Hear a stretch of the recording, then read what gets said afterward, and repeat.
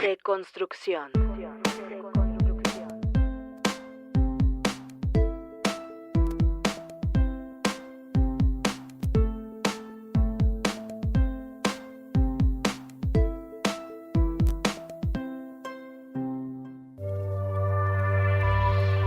Porque estamos hechos de lenguaje, Aves y Moras presenta, para Deconstrucción, Vuelo de Palabras. Hoy traemos al verbo desinformar, el cual lo podemos entender como la acción de dar información manipulada intencionalmente para conseguir ciertos fines. La verdad es que actualmente estamos expuestos a la desinformación en cada esquina, desde pláticas casuales hasta las noticias, ya sea en medios impresos, la televisión, la radio y el multifacético Internet. Vivimos consumiendo rumores y es muy difícil verificar cada dato, cada nota, cada hecho. Ante esto, lo mejor es tener una actitud activa, estar dispuestos a preguntarnos qué consecuencias trae que esta información se dé a conocer de esta u otra manera. Hay que pensar, sobre todo, los temas que tienen que ver con los derechos humanos, porque nos atañen a todas y todos. Yo no quiero que pienses como yo, pero sí que lo hagas a través de tu propia reflexión.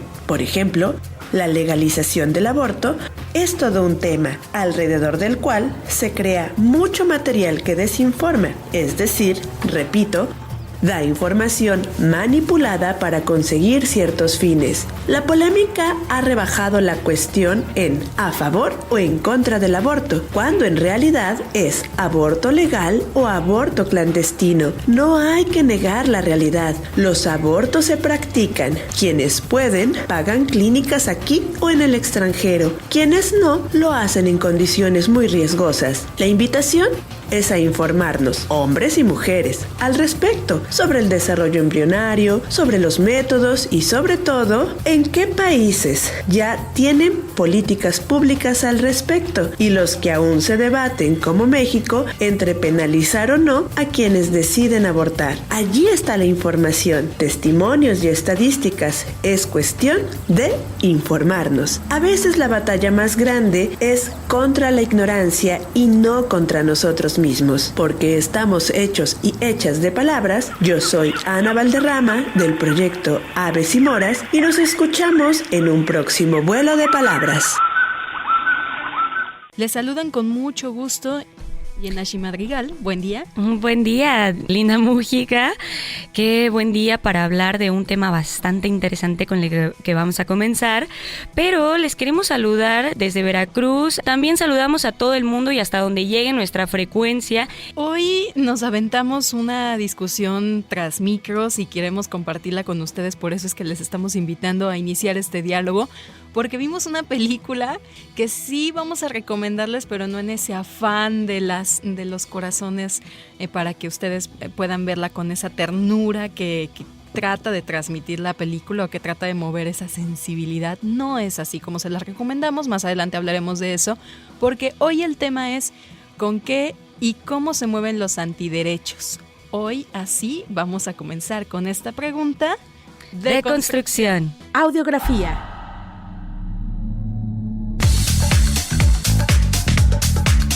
¿Por qué antiderechos? Porque basan sus peticiones, ideas, argumentos y declaraciones en la violación a los derechos humanos de las personas. ¿A quiénes afectan los antiderechos? A todas las personas, pero principalmente a las mujeres. ¿A qué se oponen? Al derecho a decidir de las mujeres sobre su vida, salud y cuerpo. Están en contra de la despenalización del aborto. Sus mensajes hablan sobre tergiversar a lo que llaman provida.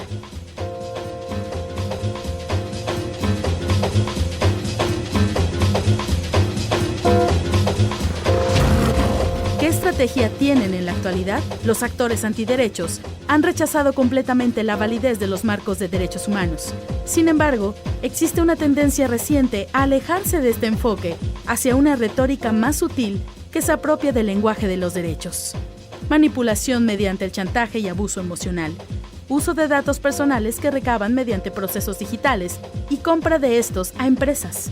Se basan en la supuesta familia tradicional para hablar de ella y lo que dicen afecta el aborto a esta institución. Rechazan a la comunidad lésbico, gay, bisexual, transgénero, travesti, intersexual y más.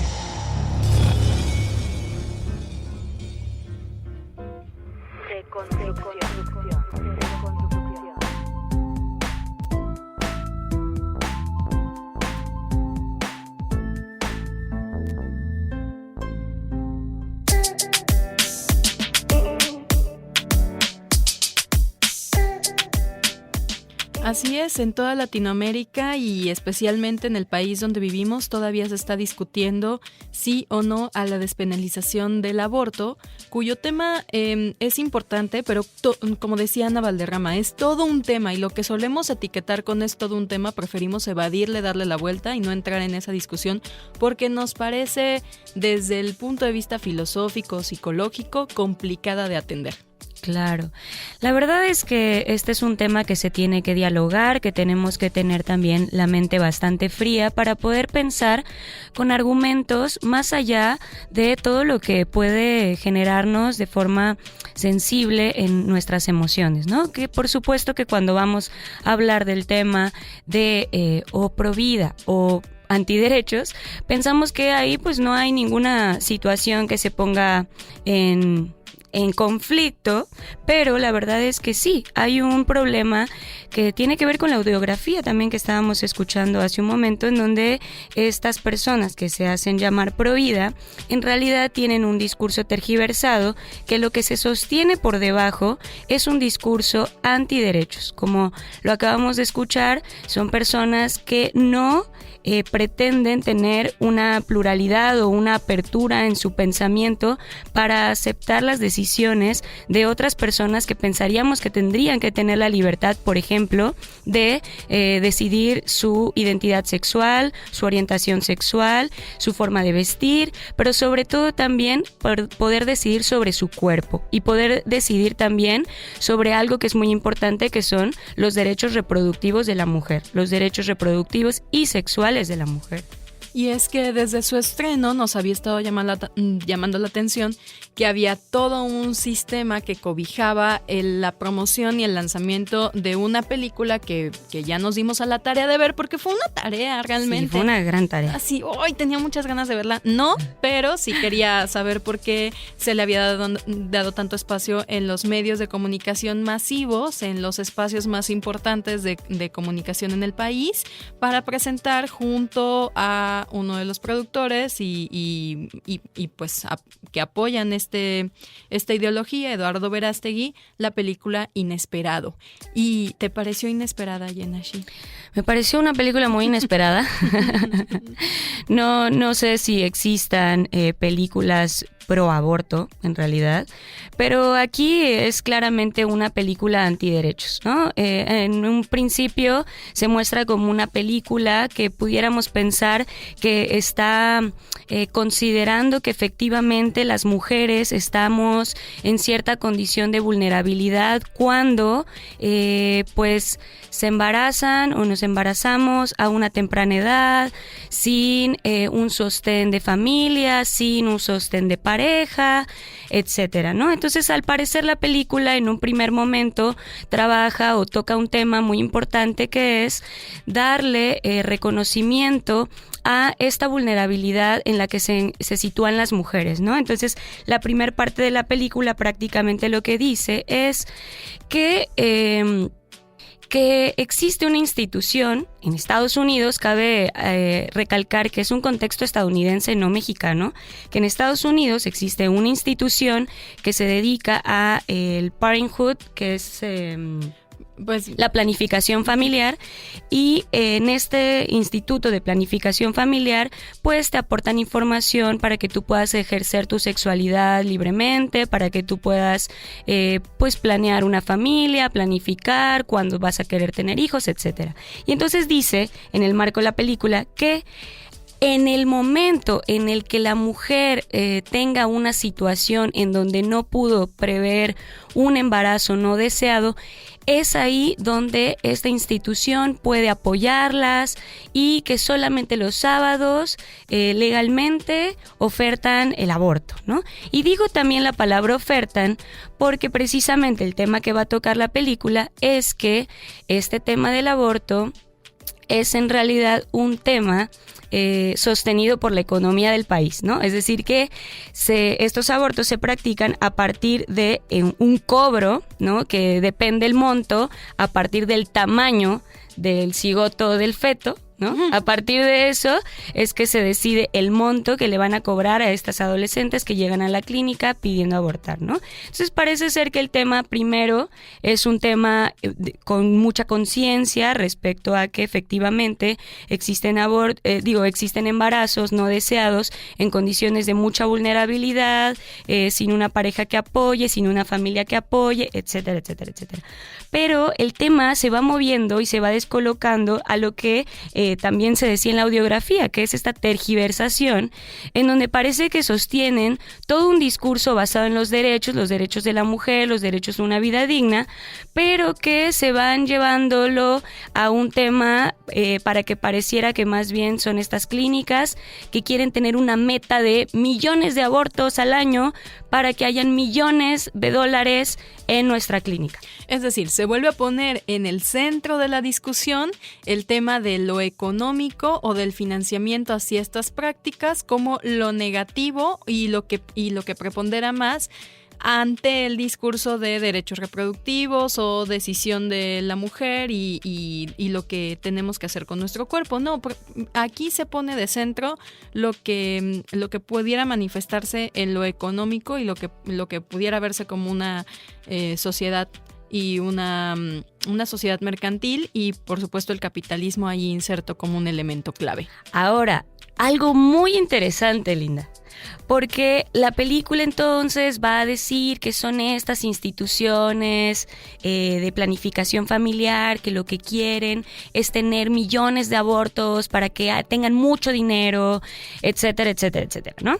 Pero es muy interesante cómo esta película también digamos que tuvo una especie de financiamiento en donde pudo hacer una búsqueda, un research, en donde se robó también información de pues las mujeres, digamos, como para que pudieran ejercer un discurso o una orientación hacia la cual las mujeres pudieran negarse o decidir sobre abortar o no abortar, etcétera. Lo que hicieron fue un research, como una búsqueda en los datos, en la big data que está en internet. O sea, toda la información que nosotras metemos a internet se pudo robar y a partir de eso es que se ejercen discursos y eso no es muy nuevo. O sea, eso también lo hizo Donald Trump con Facebook y por eso tiene una demanda millonaria Mark Zuckerberg, ¿no? Entonces la idea aquí es que también esta película está ocupando un financiamiento y está ocupando elementos económicos que roban información de las mujeres para un fin que consideran pues un fin único, total, el correcto, el ideal, pero que en todo caso a mí me parece que están rompiendo o están violando algo muy fundamental que es pues que es la seguridad de nuestros datos, ¿no? Insistimos, es un contexto estadounidense, es fuera de la realidad mexicana, no es un comparativo como tal, pero sí es una forma de ver tal vez cómo se ejecutan estas prácticas y cómo se traslada la información. Ahora también dejamos a reserva que lo que refleja la película, pues por supuesto tiene como todo algo de fantasía y ficción. Y lo que refleja la película, pues refleja también malas prácticas en el acompañamiento para asesorar o acompañar psicológicamente a las mujeres que deciden o no practicarse un aborto. Uh-huh. Entonces podemos tener esa reserva de probablemente sí existan estas malas prácticas y eso también hay que bajarlo a la legislación. Por supuesto. Yo nada más quería darles el dato de cuál es la empresa, que se llama Heartbeat, que es latido de corazón en español, y es precisamente esta empresa que se dedica a comprar Big Data, datos de mujeres, las estudia, pues sí, digamos como hace todo un estudio de sus intereses, de sus filias, de sus afiliaciones, etcétera, y ahí puede entrar en una manipulación de estos datos con los fines, pues, que se decidan, ¿no? Pero esta es justamente la empresa que provee esta información de los datos de las mujeres. Esto es, para mí me parece muy alarmante. Ok, pero atrás de esta película, atrás del estreno, por supuesto que hay toda una estructura de protección, todo un esfuerzos gubernamentales y grandes cantidades de dinero vertidas para que estas ideologías sean transmitidas y lleguen por varios canales a nosotras y nosotros. Hoy recibimos vía telefónica a una invitada especial, a María Claudia Cambi. Ella es abogada, presidenta de la Fundación Internacional de Derechos Humanos, y queremos platicar contigo, María Claudia. Si tienes este gusto de estar en Deconstrucción, te agradecemos mucho que te enlaces por esta vía, porque queremos platicar contigo sobre esta estructura, estas plataformas que sostienen a los grupos antiderechos. ¿Cómo es que seguimos funcionando? Te damos la bienvenida. Hola, buenos días a todos. Encantada de estar de nuevo con vosotras. Qué bueno que te enlazas. María Claudia, en tu experiencia y lo que has trabajado ya bastante sobre derechos humanos, ¿cómo has visto esta situación y desde tu país, cuáles son estas plataformas y estos recursos que sostienen a los grupos antiderechos? Bien, aquí desde España, que por lo menos se da una situación bastante especial, porque bueno, me imagino que en México, más o menos como en Argentina, se deben estar desenvolviendo, y por lo que escuché que contabas, evidentemente es así, se desenvuelven a través de las mismas estructuras.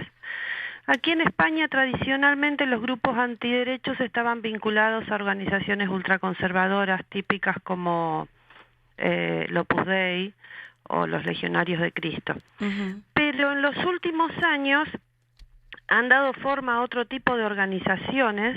La más numerosa y la más poderosa de ellas se llama Hazte Oír. Y han tomado una forma de actuar muy parecida, o sea, mucho más modernizada, y actúan como si estuvieran reivindicando derechos humanos. Por eso incluso llegan a confundir. Te cuento que el fundador de Hazte Oír es el sobrino de Rodrigo Rato. Rodrigo Rato fue ministro de Economía de Aznar, al que consideran el autor del milagro económico español, que después no fue tan milagro, pero eso sería otra cosa, uh-huh. Que fue director del Fondo Monetario Internacional, uh-huh. Rodrigo Rato, okay. O sea, el sobrino de este Rodrigo Rato, que ahora está en la cárcel, por cierto, pero también es un tema aparte.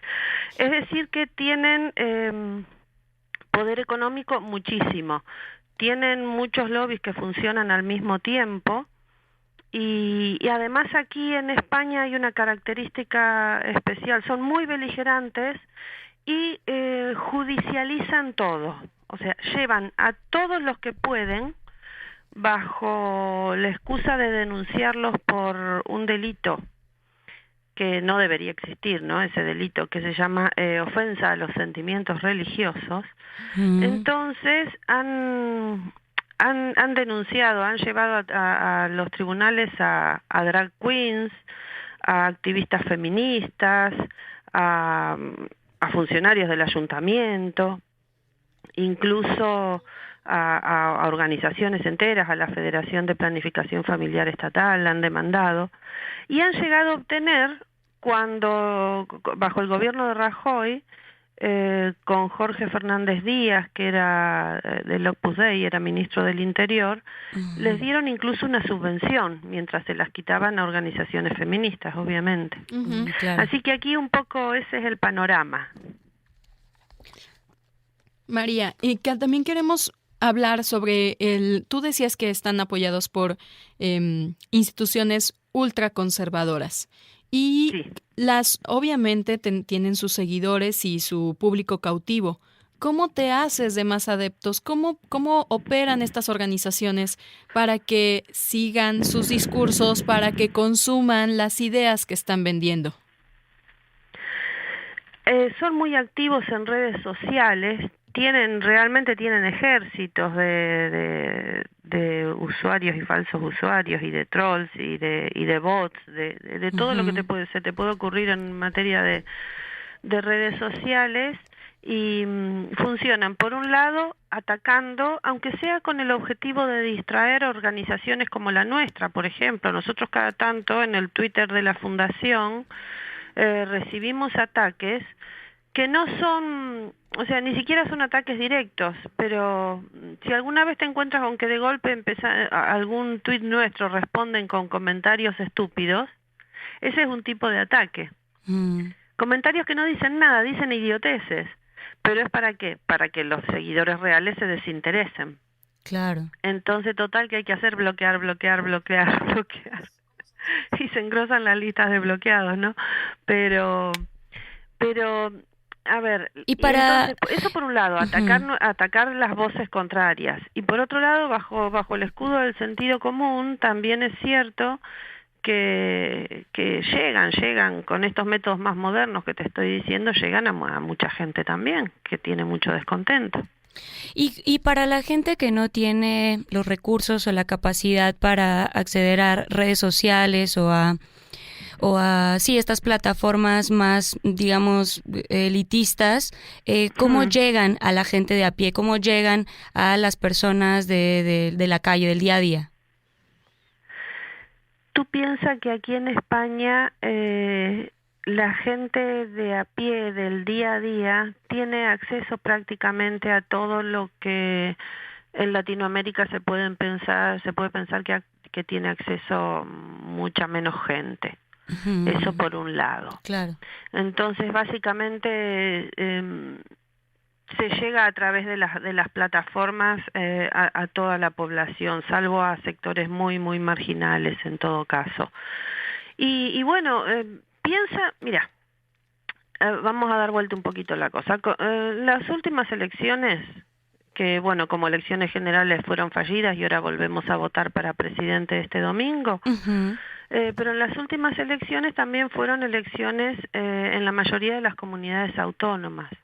Sí. Incluyendo la Comunidad de Madrid. Y antes, un par de meses antes, fueron las elecciones en Andalucía, que era un bastión socialista. Pues bueno, en una alianza tripartita entre el Partido Popular, que siempre fue el ala más conservadora del espectro político, Ciudadanos, que empezó como un partido de centro y ahora es de extremo centro-derecha,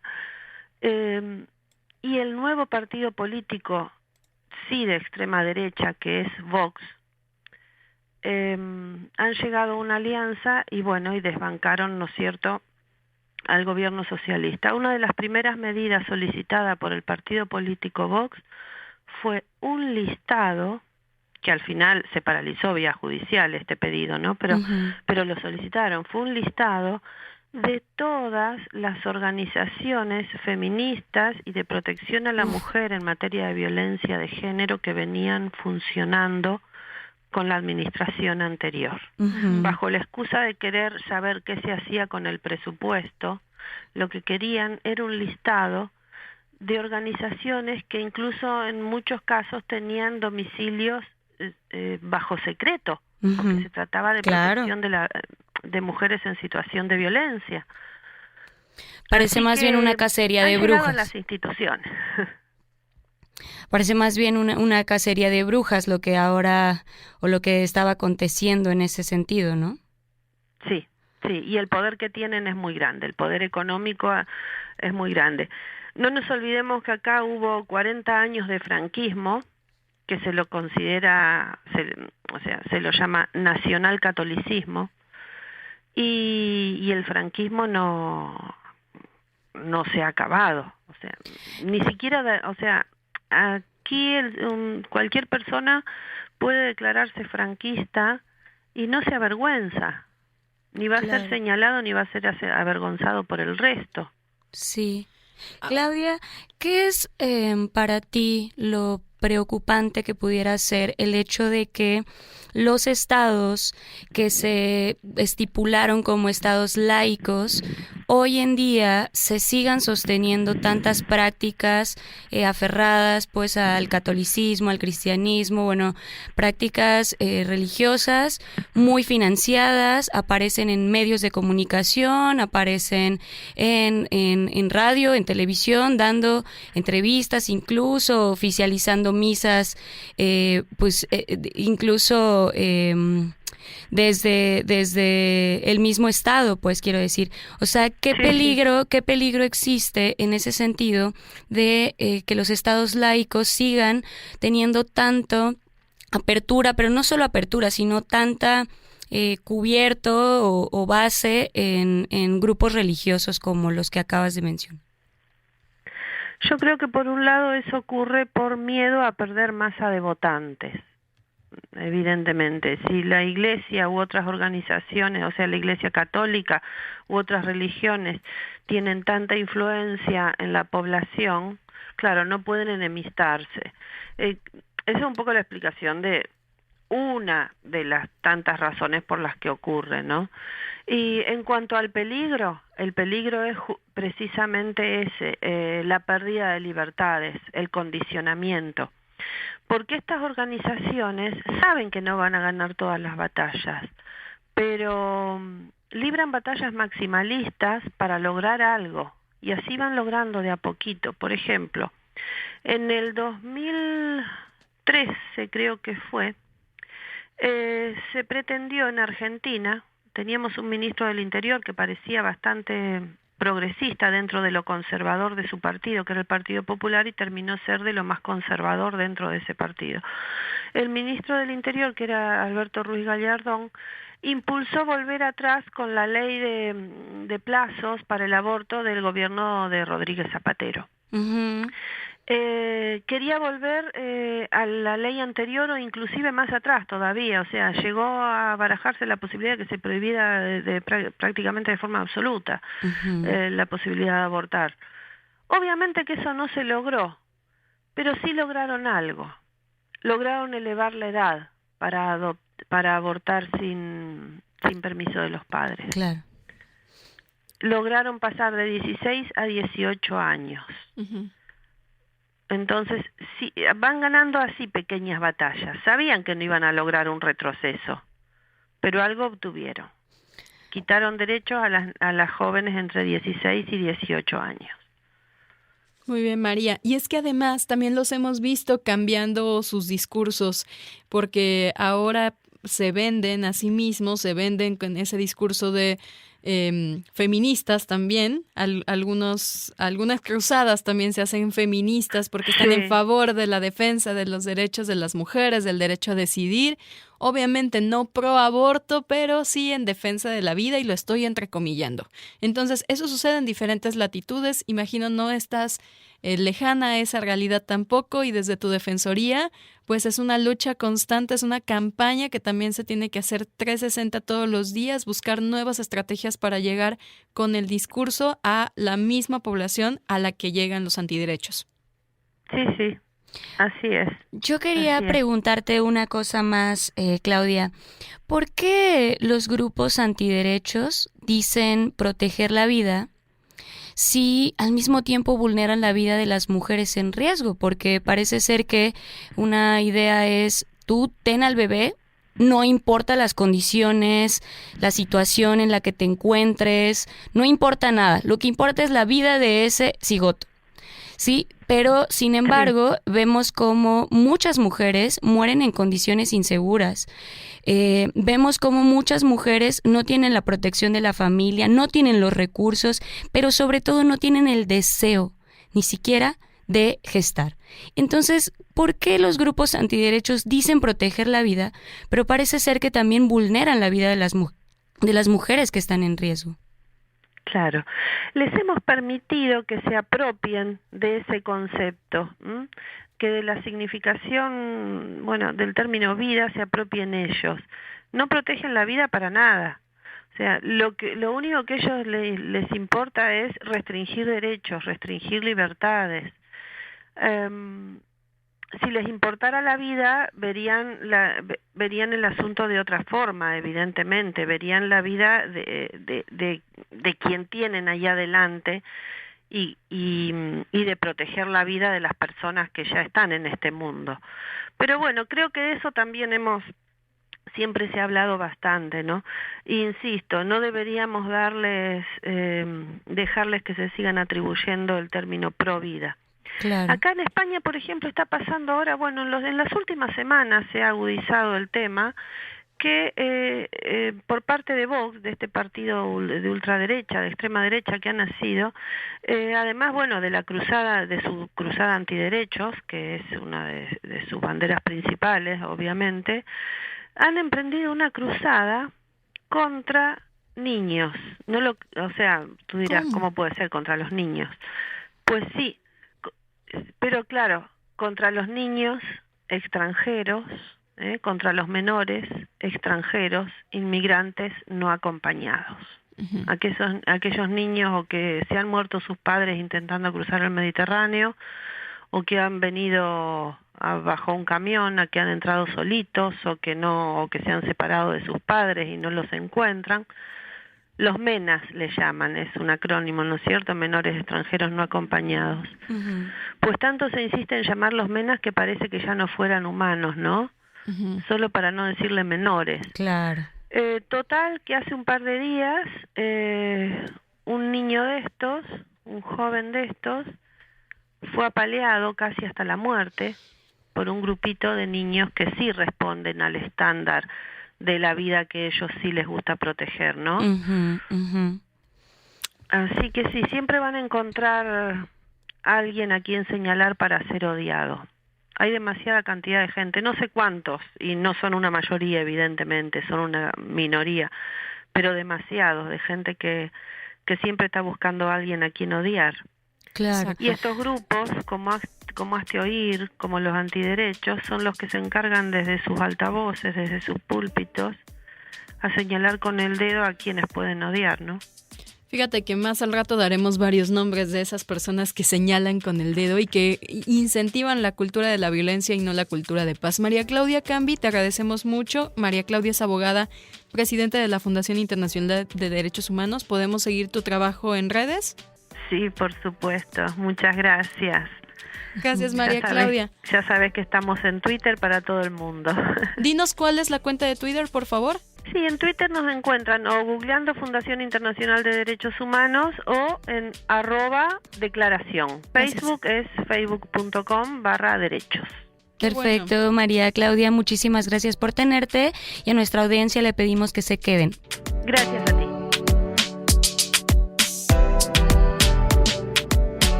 Deconstrucción.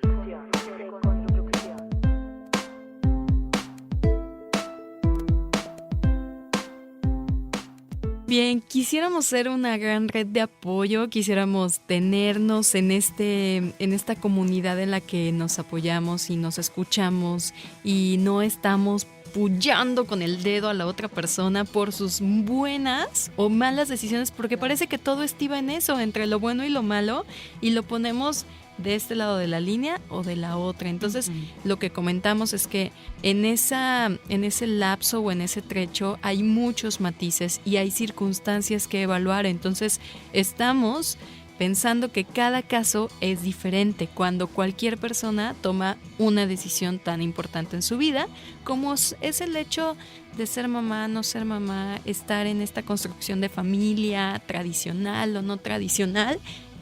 Todo eso estamos hablándolo porque hoy el tema central que tenemos en el programa es cómo se mueven y cómo funcionan los grupos antiderechos. Y pues ya con María Claudia Cambi habíamos hablado un poco, nos había mostrado cómo es una especie de triada que sostiene a estos grupos antiderechos, que es pues fundamentalmente los grupos religiosos, ¿no? Los grupos religiosos ultraderecha, es decir, estos grupos que verdaderamente no tienen una apertura ni una pluralidad en las ideas y en las decisiones de la sociedad, pero también por otro lado están las familias, que más adelante me gustaría también hablar sobre cómo la familia es una institución de control, pero también tenemos esta parte que tiene que ver con los grupos de financiamiento, que son grupos con mucho poder político y mucho poder económico. Y aquí entonces tenemos precisamente en México pues algunas de estas personas que se convierten en una especie de misioneras, ¿no? De ir colonia por colonia, pero también de ir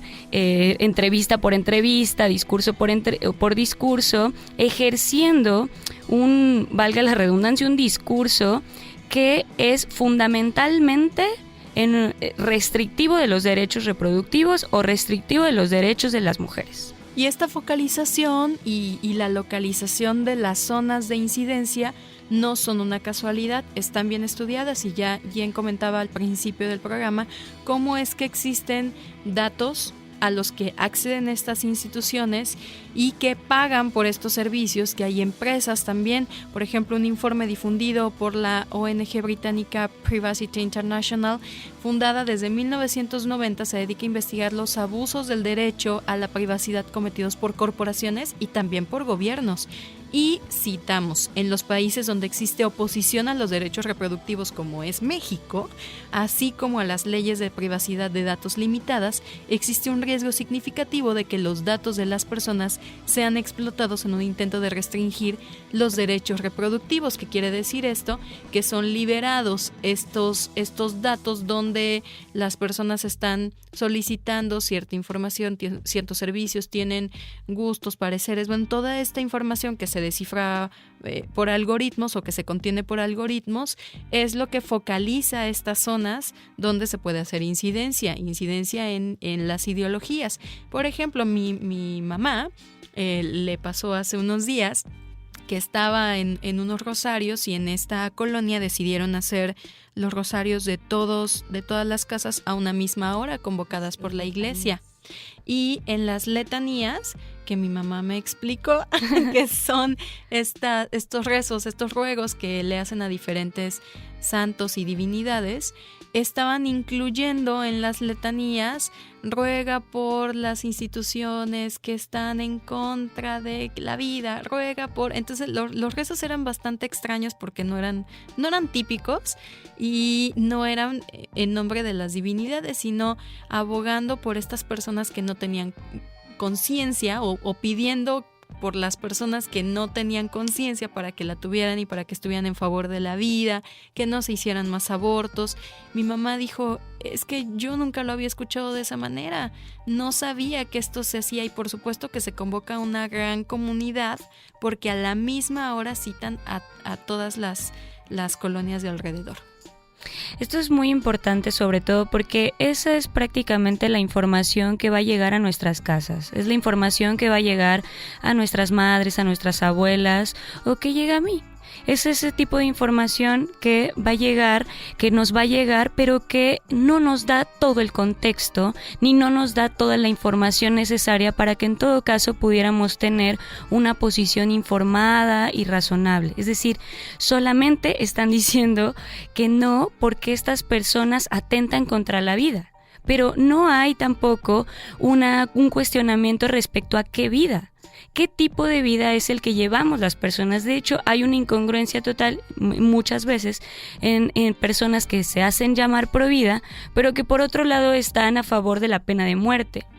Entonces aquí todo se está transgiversando precisamente porque es una repetición de estos discursos, yo diría discursos hegemónicos, es decir, que no puedes cuestionar cuando tú perteneces a un grupo religioso. Y lo digo porque yo tengo alumnas de diferentes edades, entre 40, 50, 60, que pertenecen por supuesto a congregaciones, etcétera. Pero cuando discutimos en la clase de ética y valores temas como este, ponemos argumentos, es decir, no repetimos solo lo que nos dicen en la congregación, cuestionamos lo que nos dicen también en la congregación.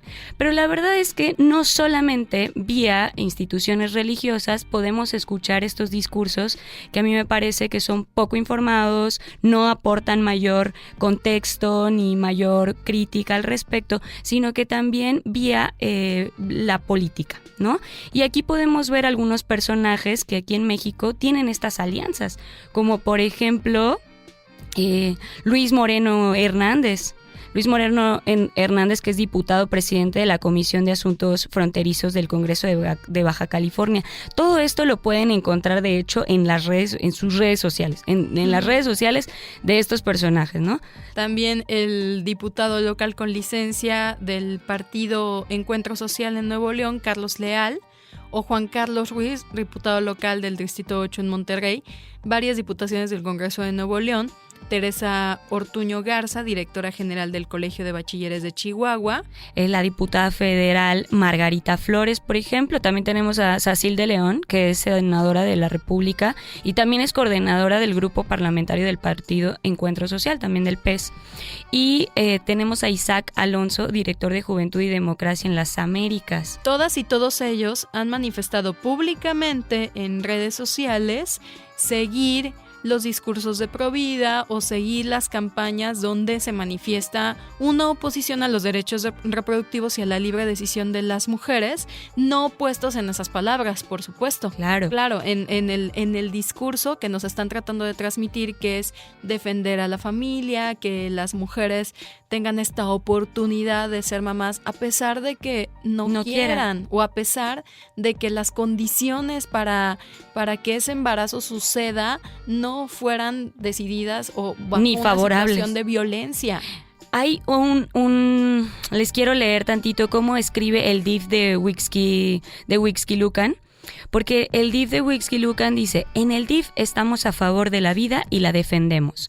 Nuestra presidencia Romina y su esposo Enrique Vargas, presidente municipal, se pronunciaron a favor de la labor que realiza ¿cómo se llama? Eduardo Verástegui con la película Inesperado. O sea, desde el DIF, ¿sí? Desde la institución que pretende respetar, cuidar los derechos de las personas, de la familia, de los niños, de las niñas, de las adolescentes, etcétera, se están poniendo a favor de una película, que es la que les acabamos de decir en la primer parte, que es la película Inesperado, que es una película que sostiene, parece ser, como un discurso a favor de la vida, de los derechos de las mujeres, pero que en el fondo lo que quiere hacer es decir que todas las personas que están a favor del aborto son personas compradas por el sistema, o que son personas que no entienden que es el sistema capitalista que quiere que las mujeres salgamos a abortar, ¿sí? La cuestión aquí, y no nos detendremos mucho en eso, pero la cuestión es que hay que decir que cuando las feministas se piden que haya un aborto seguro, legal y gratuito, quiere decir que precisamente no queremos instituciones que quieran lucrar con los abortos. O sea, no queremos instituciones privadas que quieran lucrar poniéndonos el precio respecto a la semana de embarazo o respecto a los días o al tamaño del cigoto, ¿no? Y las hay, no es algo que no esté, las hay, ya existen instituciones o al menos servicios privados que no están a todas luces anunciados, pero que sí se practican los abortos. Entonces insistimos en que la discusión no es sí o no a la práctica, es que accedamos a mejores servicios de salud y a una mejor contención cuando se decide algo y cuando una mujer decide algo, y que cuando pasa esa decisión y a esa instancia es porque ya lo pensamos. Ahora, entonces, ¿por qué? La pregunta es, ¿por qué los grupos antiderechos dicen proteger la vida si vulneran la vida de las mujeres en riesgo? Y sobre eso hemos estado rondando todo el programa y es una pregunta que también les vamos a dejar contestar a ustedes, audiencia, y que la dialoguen en casa. Claro, pero para finalizar a mí me encantaría plantear, porque decimos, bueno, pero ¿por qué entonces estas personas antiderechos quieren coartar los derechos? O sea, ¿por qué? ¿Cuál es su finalidad? porque tienen de finalidad enarbolar un feto que no está ligado a ningún útero, porque están a favor de la familia tradicional, de la supuesta familia natural, porque están en contra de la comunidad LGBT, etcétera, etcétera, etcétera. Mi parecer es que el objetivo es un control de la natalidad y un control de la sociedad. Es decir, que si seguimos sosteniendo una familia, la familia es la delegada del Estado. Es la delegada del Estado porque la familia entonces va a tener la tarea de vigilar, castigar y controlar a las personas. Por supuesto que necesitamos que siga existiendo la familia.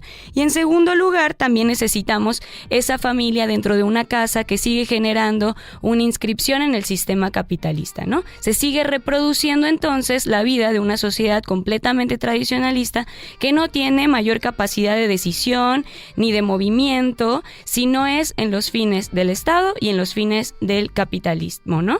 Entonces a mí me parece que esto es una buena reflexión para pensar si nuestras prácticas están apuntando a la violación de derechos de otras personas y si en todo caso nuestras prácticas son prácticas reflexivas, críticas, con una toma de decisión suficiente para saber que cuando tomamos una decisión no estamos violentando la vida digna y el respeto a los derechos humanos de las demás personas. Entonces, para terminar y concluir este tema, no se trata de hacer campañas en favor del aborto ni promover que las mujeres abortemos, sino de proteger a aquellas que estamos en situaciones de riesgo, de peligro, de vulnerabilidad y promoviendo la protección de los derechos civiles, de los derechos a los que tenemos que acceder todas y todos y poder tomar una decisión que nos ponga a salvo. Así que el aborto desde este punto de vista es un derecho y la decisión de las mujeres es parte de nuestra libertad, no es un pecado o algo que tenga que ser moralizado. Muchas gracias, Linda Mújica, por estar aquí en este programa con nosotras. Gracias, Yenashi Madrigal Chavero, a Selene Garrido en la producción de Construcción.